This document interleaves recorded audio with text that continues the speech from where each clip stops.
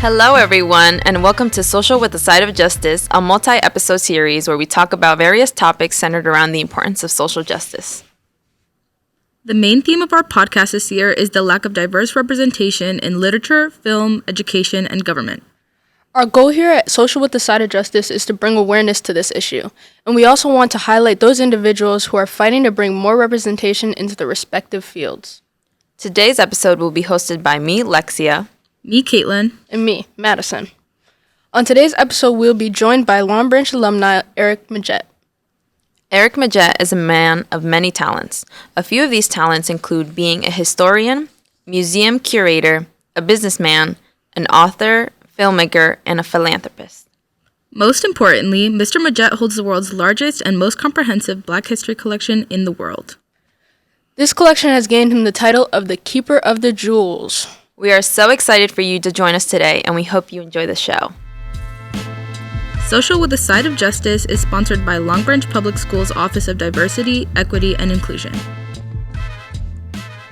Eric, we just want to start off by saying thank you so much for joining us today.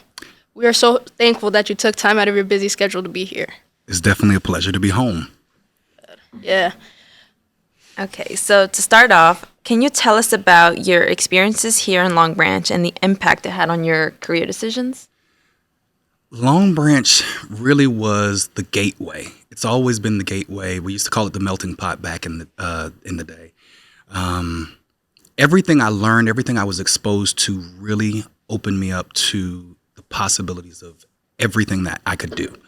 I was in the talented program here growing up, so all of the things we were exposed to, like we went to Broadway shows, everything here prepared me for every area of my life that I would actually explore. I've pretty much worked in every type of industry there is. I'm a film veteran. I've been working in film and television for going on, this is year 17 for me. I actually just joined back my very first company that I worked for in film and television, which is Tyler Perry Studios. Mm-hmm. And I just joined back there January of last year. No, 21? I think it was January 21. I'm losing time now. COVID has us all thrown off. I'm like, okay, what year was that? But it's just over a year and a month that I've been back at the studio. And it's been really amazing, starting off, returning back where you started off, just like me being here today. It's a return back home. So after 17 years, been working in that. And I always found a place because I was always prepared with my firm foundation here in Long Branch. So nice. So nice to have a home to come to. Definitely. So, can you give our listeners a brief overview of your traveling Black history exhibit? Yes. I see you guys did your research. I can't help but smile. I was listening. I was like, man, this guy sounds good. And then I realized it was me. I have the pleasure of being who you guys actually did the research, of being called the Keeper of the Jewels. That was given to me by a legendary man, an activist, one of the first Black comedians out there, Dick Gregory. And he gave me that title because I've spent my life savings buying back Black history. Mm-hmm. And as you said, it's one of the largest traveling collections in the world. The inspiration behind it was actually probably not what everybody would expect. I really wanted to know who I was, so I started off in genealogy. I started trying to figure out who I was and started tracing my family history back.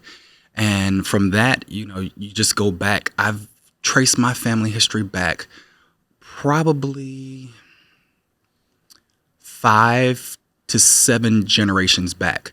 And that once I kind of found out who I was, like I know who my great-great-great-grandparents on both sides were, and they were both formerly enslaved.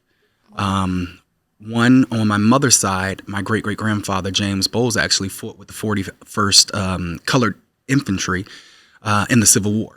Wow. He's actually buried out here in Pine Brook, right on the other side of the mall. And then my great-great-grandparents on my father's side, Emma and Jacob Humphrey, they were from Dothan, Alabama. They were both formerly enslaved as well.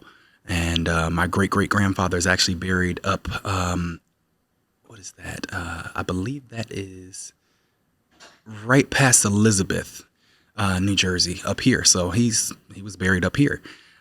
So knowing who you are was a very important part of it. And then once I realized who I was personally and in my family, I wanted to know culturally who I was and where I came from.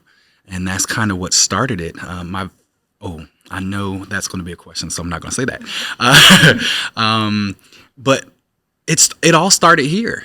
It really all started here collecting. I did not realize that what I was doing, when I was collecting, but it was kind of an obsession, anything you like, anything you love, you just do it and not even think about it. And then before long, you realize like, oh my God.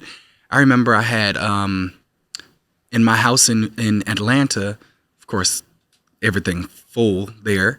And then I came up here to teach in New York City, in Brooklyn.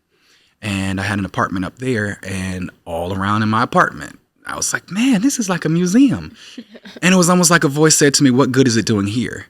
And then that's when I actually left and went out and started sharing, the pieces when I realized what I had. But when you're doing something that's just like a part of you and of your nature, you never really know what it is until somebody else says something, or it actually is like an epiphany. You're like, wait, this is pretty cool. I probably need to share this. So that's pretty much how that started. You basically answered my next question. Oh, oops. Well, it was what made you want to start your exhibit, if you like. So yeah, that was part of it, but that really was the main part of it. Was like realizing I had a responsibility now. Yeah. And that was the hard part. It's you don't realize what you're doing, and then when you realize that you're possibly one of the only people in the world to have this experience, then you realize that there's a responsibility that comes along with it. Of course. Yeah. So that was what got me going. And at the time, I was a kindergarten teacher teaching in Brooklyn, in Brownsville, in one of the worst neighborhoods. And I remember the first week of school, there was a shooting on the steps of the school, because it's literally in the midst of the an urban area, we'll say. And I was surprised, and this was my first year teaching, and I'm saying to the kids, because I'm teaching kindergartners, they're 5 years old, I'm like, hey kids, we're gonna get down on the ground right now, we're gonna we're stretching, but there are fireworks outside, and they're like, no, Mr. Majette, that's gunshots. Wow. And I realized the innocence of the kids, like the innocence wasn't there anymore. Yeah. And I said, what can change this? Like, what can really help to shape their reality? You never want to take away from somebody's experience, but also you want to enhance their lives, because that innocence, that veil of innocence that we had here in Long Branch, that's not a normal occurrence. That's something that happens every day there. So I was like, what can I do to make it better? To at least enhance their awareness, so that it's not just violence, that they can also realize, the history that they come from. Because I believe that's really the only way that you can uplift yourself mentally, spiritually, physically, is by knowing who you are. That's the core of everything that you are, and that shapes your entire world. Of course. So, from your entire collection, what was your first piece, and how did you get it? Yes. I actually almost stepped on that question earlier. So I was like, oops, I think that might be a question. That's one of my favorite questions that everybody asks. My first piece was actually, I was 8 years old. I'm not going to say what year that was, but I was 8 years old. I was probably in Anastasia school, actually. That's where I was, because we were doing pen pals. The normal pen pal thing was like students in Iowa, or maybe even in China or something like that. My pen pal was Lena Horne. She was living in Harlem, and I was a very, very resourceful kid. And I found her in the phone book. You guys probably don't know what that is. But yeah, she was in the phone book, and because we're in a tri-state area, it had New York, New Jersey, and Connecticut, and I found this woman in the phone book, which was it's really strange thinking about it. I don't even know how I picked her. I was about to say. Well, I'll say it. The internet was just out. It just came out. It just came out, and I probably did find some information on her, but she was my very first pen pal, and she actually signed a photo for me and note cards. You guys probably don't have note cards anymore. Everything's digital, but you guys know the 3.5 by 5 note cards. She signed a couple of those for me and sent them to me. Wow. So those were my first pieces. And actually, when I started touring, it's hard to display certain things. So what I had to do was, of course, I've self-funded everything from my work in entertainment. So every dollar, I have not had any grants or anything. So everything has come out of my pocket from everything that I've earned. And trying to get things framed for display is very expensive. Mm-hmm. One piece getting framed can cost you a couple of $100s. So I quickly learned I'm going to have to figure out how to do this. I'm going to have to teach myself how to, frame these items. And the very first frame that I built from scratch, I actually put my Lena Horne pieces in. It's a little janky. The edges are not perfect, but you had the right idea. Though. Yeah, and it actually felt good, and I still keep it in that frame because it reminds me of the first of everything. Yeah, So I don't change it. I keep that one very near and dear and on display, and people probably are like, "What is that? Why does that look like that?" But it's perfectly perfect because that's my first piece. Mm-hmm. Yeah. Right. And how long did the process of growing your collection take? Oh. So this past Thanksgiving, I just turned 40. I have been collecting since I was 8 years old. It has been 32 years. Yeah, I feel old now. You never realize it until you actually say it, and then you're like, oh, wait, 32, that's probably all. Look, that's two of y'all put together. Almost like, jeez. Yeah, two of y'all put together is 34. What would you say is your favorite piece of your collection and why? That's my other favorite question because it's the hardest question. I have upwards of 15,000 pieces now in the collection. Wow. So it's really, really hard to pinpoint one. How about top two? Okay. That's a little bit easier. But I would have to say my top two collections. So it would be my Marcus Garvey collection. That's one of my... Man, that's hard too because I would have to say my top three collections. Okay, top three. So it's my Marcus Garvey collection, my Malcolm X collection, and my Madam C.J. Walker collection. I remember both of those. Yeah, those are my top absolute favorites. And they're my definitive collections. Like those are ones that no institution on the face of this planet can touch my collections in. Not the Smithsonian, not anywhere else. I have literally the most rare pieces that you can find. I remember when you brought it to the middle school. Yeah. Yeah. So it's like, it's amazing. And I continuously expand it. Like I'm really, really excited about my Malcolm X collection because it was amazing before, but I just acquired this major archive from, it's actually from Gordon Parks, from his estate. And they were from Malcolm X. Like this completes my Malcolm X collection. Like I had everything, from the time that he actually went to prison, which changed his life, all the way up through his death. But there was a small piece of information that was missing, and that was any signatures after he had completed his Hajj in Mecca. And this particular collection has in it a postcard the day after he completes his Hajj in Mecca and assumes the name El Hajj Malik El Shabazz. So you actually see that written because he wrote to Gordon Parks the day after, and it's signed on the thing. So now it's like my collection is absolutely complete, definitive, everything. And I guess if I had to pick a piece, that's my new favorite piece. That's crazy. That was a long, roundabout way of answering. Yeah. So why are exhibits like yours so important? Oh, boy. One, it really brings history to life for people. You guys that have seen it can probably, speak for yourselves, but the experience that it is that it's the first time that people are able to experience these pieces front and center in front of them. So it's a very intimate experience. And then on top of that, a lot of times you only see things like this if you're able to go to a museum. And my whole goal after, kind of getting checked a little bit by, the ancestors and everything was just like, well, what good is it doing in your house? I realized that responsibility, and it's the impact that comes along with it. I really do exhibits where it's intended to impact the person.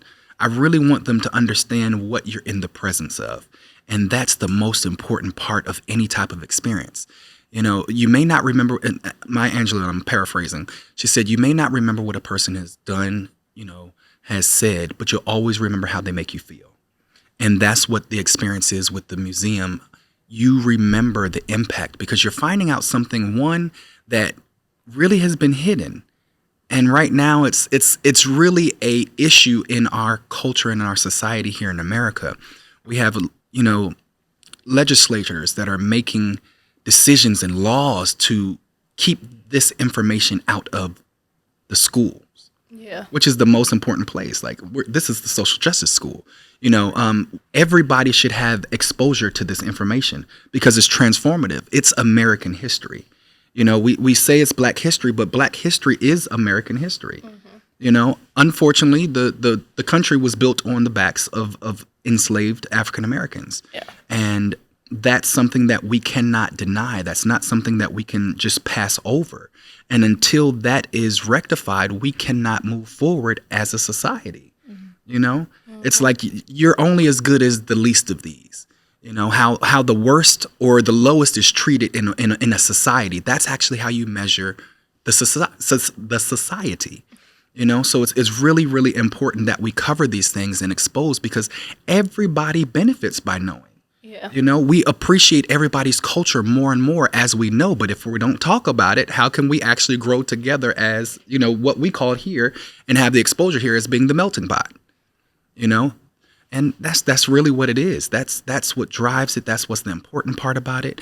It's literally the exchange, the growth, and the experience that comes from it.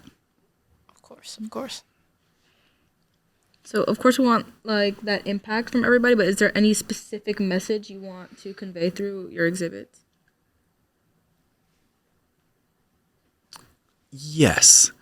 The importance of diversity and inclusion. That really sums it up. It's important. We cannot be, and we're spoiled coming from Long Branch. Like literally we had, especially, when I was growing up here, it was completely everybody. We weren't even a melting pot. We were more like a salad, a melting pot. Everything meshes together, but we were together, but we all had our separate cultures that were still together, work together, but it was still represented. It was like not, something that melted together, but everybody had a place and was celebrated. And that's really what I think America should strive to be. And, I'm glad to say that I came from an experience that really was the perfect utopia of diversity and inclusion. Yeah. Yeah, that actually does make sense, like us being a salad, because there really is a little bit of everything everywhere. And we all do tend to work together and see everything in a different light. Yeah. And I think that's the most important thing. I have so many treasured memories here. It's like, walking through the halls, that was a good throwback. I was like, man, I was showing Miss Gill downstairs. Like when I came in on the Alumni Way side, and what year was that? I don't remember what year it was. It was probably my sophomore year. So that had been around 99, I think it was. The African American Cultural Club went defunct after the graduates from 98. And I loved it because, it was a group of African Americans that were trying to learn and expose, share the history. Yeah. And I was really, really convicted. I was like, you know what? I'm probably the last of that group, so I need to start it back. So at the time we had, I guess it was on the back hallway. I think it's still there. I don't know where I am in the building anymore, so I'm like, throw it away. I think it's over by that side, but they used to have the home ec department.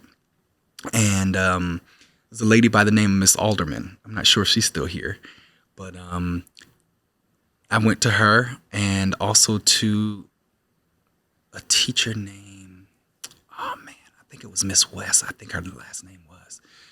But I went to them and I said, I would like to start the African American Culture Club again. She says, okay, well. I was like, she says, sounds like a good idea. I was like, oh, okay, so you're volunteering as the advisor, right? She's like, oh, okay. I was like, yeah. So, yeah, you'll be the advisor. I'll go to the administration, and we'll go ahead and get this back up and running. And they agreed to it, So that was really cool. Down in the cafeteria was, I remember we did our first program, open it up to community. We actually did a spaghetti dinner. That was our first program. And it was sold out. It's like when there's a void, if you fill the void, the people will come. So that's for everybody. If there's something that you're passionate about, is there a void that you can fill, you'll always be in business. That's actually the key to business. You find a void that nobody else is doing, and of course, you fill that void, you will make a lot of money or a lot of impact. The impact will lead to money, So that's the formula, if there is a formula. But, yeah. It's fun. Okay. What historical figure would you say had the biggest impact on your life? If I have to choose one... Yeah, it's a tough question. That is. Yeah. It really is. My go-to, I would say Marcus Garvey. Because he's underrated, he's really not known about, and that was a concerted effort by the government. The very person that built their whole career on taking Marcus Garvey down at the time was J. Edgar Hoover. Mm-hmm. One of the most corrupt officials in American government. But he was an unknown lawyer. Nobody knew who he was. And he built his career on taking down Marcus Garvey because he felt like it was going to be a black messianic figure that was going to disrupt race relations. Yep. So just the impact that he had, the circumstances that he operated under, literally he was born right at the tail end of enslavement, a few years after, about 20 years. But the impact that he was able to make globally was absolutely awe-inspiring. He created one of the first black shipping lines, cruise lines. After the World War, the First World War, he literally took a bunch of people that were underappreciated, especially the veterans. That's really what sparked it. They came back from the war thinking that they were going to be, celebrated and respected in the society that they were coming from. We're talking about the time that literally the KKK was reborn, And the sad part about it was at the White House, they did a screening of a movie called Birth of a Nation. So they did that was the KKK. It was a movie that they actually did about the KKK, and they screened it at the White House, And that's all during that time period. So you have a whole group of people that are feeling despised and rejected. And you had somebody that came to give them hope that's saying, hey, you know what? Black is beautiful. And actually, there's I want to touch on that real quick. I'm going to try to come back to that real quick. So let's put a pin in that. The term black is beautiful was actually coined by my great ancestor. Really? Yeah, John S. Rock. And right out in Pine Brook, there's a cemetery that he owned 1,800 acres here in Monmouth County. So this whole area of New Jersey, actually my family owned the land. Black is beautiful. Yeah, he coined that back in the 1900s. I say that all the time. Yeah, it's really amazing. That was the first time. And also, he was really, really amazing. He was actually the first black person that was admitted to the Supreme Court, in the bar, the Supreme Court. He spoke there the day after they actually voted for the 13th Amendment. Wow. John S. Rock, one of my ancestors. So it's crazy really interesting. Yeah. And I just learned this in the last month. Wow. Yeah. It's whole all, life. Yeah. Still figuring out things. You find new It's things always every going to single be time. like that. Yeah, you know, life is a journey. It's completely a journey, and you're always going to be if you're not learning something new, something's wrong. You know, and that's the one thing that we can never get away from is change. Change is growth. You know, anything that's not growing is dead, and even in that, it changes. You know, with death, you have decomposition. It's change. You can't get away from change, you know? So the easiest way to get back, you know, well, to be in harmony is to just go with the flow. Just got to go with it. But going back to Garvey, I'm trying to remember where I left off at. Because actually, let's put a pin back in that. The real reason I wanted to mention that is because we're dealing with some social justice issues here. Now, my family, the family land is actually trying to be taken over illegally, and that's actually how I found out about the cemetery and the history behind it. So that's something that we're dealing as it relates to social justice, and actually here, you know, that land is sacred. It's been in our family Big since part of who. way before, like literally. So that land was passed down continuously since before the 1600s. Like, we can trace my Native American heritage. This was the land that everything was on here in Monmouth County. So being able to trace that back, it's been unchanged since the 1600s. That's as far as back as it was documented. You know, so it's really a major issue, and it's something that a lot of Black neighborhoods have had issues with. If you are familiar with the term eminent domain. That's how a lot of Black neighborhoods was taken over. You've talked about it as back. It was also referred to as redlining. You know, so these are issues that we're still dealing with today. You know, it hasn't changed, and that's what I'm saying with the importance of knowing the history. Then you can understand why it's such a major issue. But when you're blocking these particular conversations, a lot of times, if you know the history, you can see when something's starting to repeat itself, you know? And that's the major way that we're able to combat a lot of the same things. You know, they said history repeats itself. It's our job to make sure that it doesn't, you know? And that's the most important part about what I'm doing, the path that I've been put on. I would be cocky if I said I chose this path.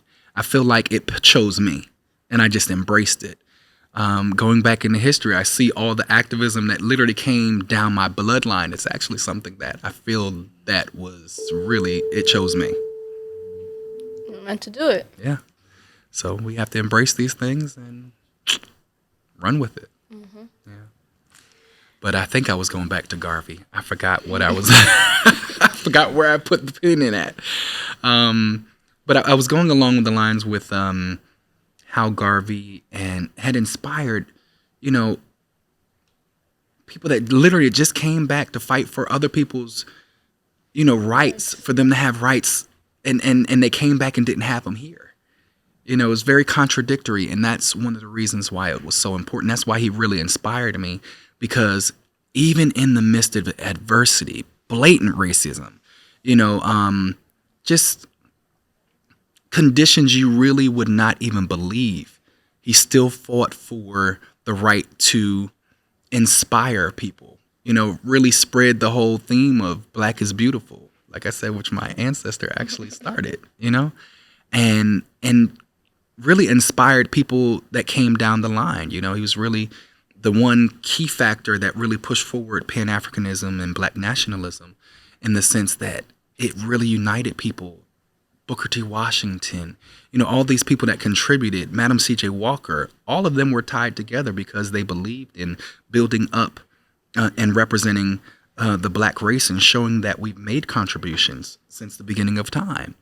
And all of those together, like, really made such an impact. It inspired Malcolm X, all of those to come, Stokely Carmichael, everybody, that Huey P. Newton, you know, you think about it, everything that has transpired in history, Martin Luther King, you know, you think of everybody else, everybody has been inspired by Marcus Garvey. He's one of the key central people in activism, in, you know, social justice and civil rights early on. He came here in 1916 from Jamaica and really changed the world. He was the one person in history that united people of African descent across the world. And at the height, it's said it was about 6 million people of African descent across the world that he had united under his organization in 1919. You know, from 1919 to 1925. That's major. No social media. No TikTok. Just his voice. Just his voice. And a newspaper. That was the other thing. You know, he had a newspaper. He had magazines. Like, it's so amazing. Like, you didn't have IG? We didn't have podcasts? How did you get 6 million people to unite and be on the same page? That's absolutely phenomenal. There's a way. Yeah. So that was, if I had to choose, he would be the most inspiring person to me. Yeah. That was a long answer. Okay, so for our last question is, what's the best advice you would give to upcoming seniors or graduating seniors as a life coach? Find what makes you happy. I think that's the key to success. Not what your parents want for you. It's great for them to have goals and aspirations for you, but you have to find what makes you tick. If you like doing hair, follow it. If you like money, become an accountant. You know, do finances. You know, but find out whatever, like, once you find something that makes you have butterflies in your stomach, that you could literally get up every single day and not get paid and still want to do it, that's the key to success. That's what I tell you guys. Find your passion and follow it all the way through. Every opportunity that presents itself, take advantage of it. You never know how it's going to contribute to whatever your end goal is. Whatever. I had no clue, I promise you. I didn't know where I would end up, but I knew I would be doing what I'm doing now. I absolutely knew. As a kid, I remember and seeing flashes of what I was going to be doing. I could see myself in front of an audience, but I did not know, of course, what the end game was going to be. Follow it. That's literally what I did. Ever since I can remember, I was just telling, I was talking to my sister about it. She's 10 years younger than me. So literally, as far back as I can think about it, I've always followed. I've been on a path of social justice and actually empowerment of people. I was the youngest person in New Jersey in 1996 at the age of 13 to get certified in CPR and rescue breathing. I do know why. I've always wanted to help people. My grandmother was a nurse. She was an RN over at Monmouth Medical and the state hospital in Marlboro. So I thought I was going to go down that path. My whole thing was always helping people. Loved helping people. And then from there, later on that year, I created a community garden. And I'm in the newspaper for that. I just saw that clip a couple of weeks ago. And I was like, man, I guess I always have been like involved in activism. You know, literally grew some amazing crops. It was actually, I went to Second Baptist Church here in Long Branch when I grew up.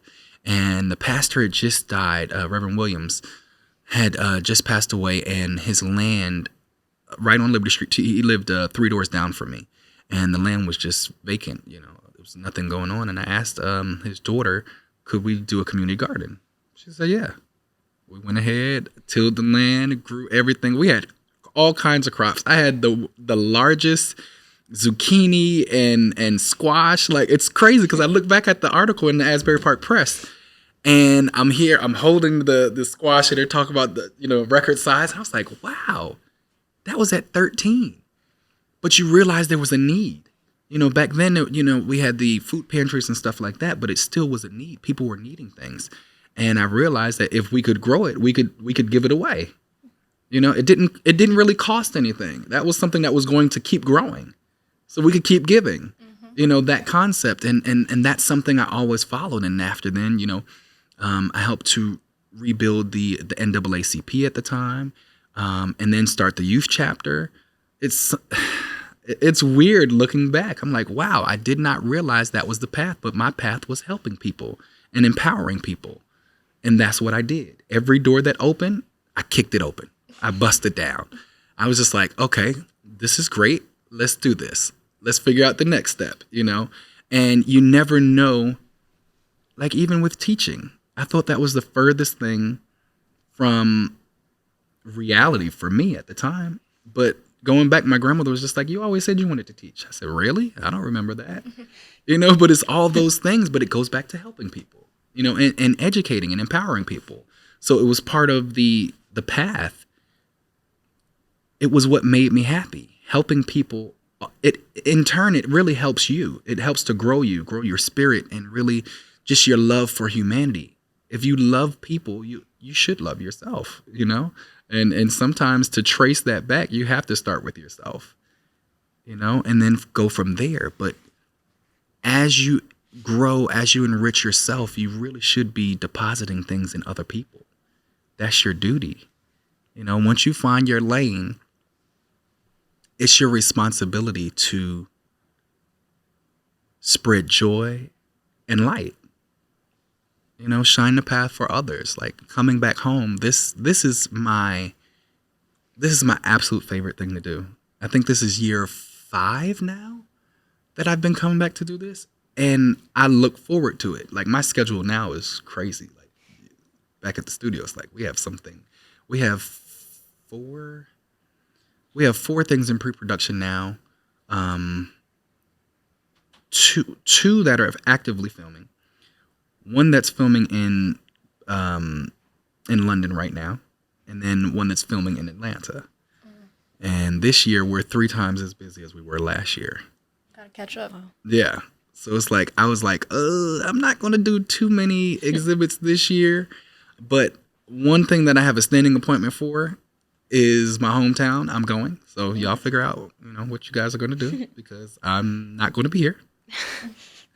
This particular day, I am in Long Branch, New Jersey. Y'all will carry on.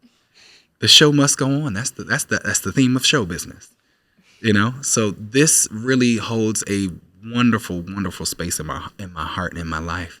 So anytime I get to come back home is always a pleasure. But that's part of the passion, you know? And always giving back. Like that's our responsibility. So when you guys get to where you're going, it's expected that you will come home, you know, and share. Because literally when you realize that you can pretty much do anything. You have people that come out of Long Branch that have done a lot of things. You know, we had Sam Mills. You know, you have, I guess I could put myself in it. You know, I'm right from Long Branch, right on Liberty Street. You know, I've done some amazing things now that I think about it. You know, I've worked in entertainment for over 30 years. Started off in music. I've worked with everybody you can think of. Some of the biggest names in music. Cardi B, Usher, Mary J. Blige. We can keep going. Like the names, it's been awesome. And then to be able to work in film and TV as well. You know, my first job, I was still in college. I was working for Tyler Perry. You know, and then here I am 17 years later back at Tyler Perry Studios. You know, on and off, I've been working for the company for 17 years. So it's like anything you can put your mind to, long as it's your passion, anything is possible. That's really what I want you guys, seniors and everybody. I don't care how old you are, whether you're a senior, sophomore, freshman, junior, find what your passion is. Once you find what your passion is, that can guide you for the rest of your life. You know, it's not, you don't have to worry about money, because if you're passionate about something, it's going to show and it's going to bring the money. I've made a lot of money off of my passion, and I've spent a lot more money. So if I did not know what my passion was, I wouldn't be here. I wouldn't have made as much impact as I have, and I probably wouldn't be living an enjoyable life as I have. I've been all over the world. I've been to 6 of 7 continents. I've done it all. I've really done it all. And I'm only 40. That's the cool part. Now it's just it's spreading more of the information. It's really living out what I love now. I've already identified it. I'm well, steeped in it. That's my foundation, and now I can spend the rest of my life sharing it. It doesn't get any better than that. All right, so we just want to thank you again for dining with us here at Social with the Side of Justice. We hope you enjoyed your time with us, and here's your check. So do we sign this? Just sign it. Sign it. That's what I thought.